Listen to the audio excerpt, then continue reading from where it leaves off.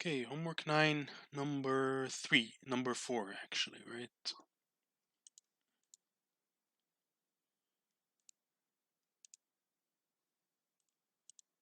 Where is it? Here we go. Okay. How many times will this loop print hello world? So n is equal to 1, while n is greater than 0, display hello world, n equals n plus 1.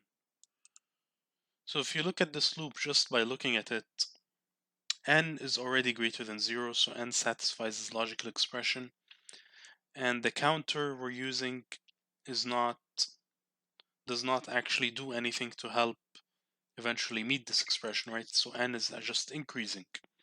So this is a loop that will run infinitely, right? So how many times will this loop print hello world? It will print hello world an infinite number of times. So be careful when doing this problem. It might end up crashing your computer. But let's go to MATLAB and try to do it. So let's go to MATLAB here. And I'm not going to do it in a script. I'm just going to do it in the command window. I'm going to CLC and clear. Then I'm going to paste the code here. And if I press enter, you can see that it's just printing hello world an infinite number of times. So I'm going to exit out of this infinite loop, I need to click on Control plus C, right? So to exit out of an infinite loop, Control button plus the C button will do that for you.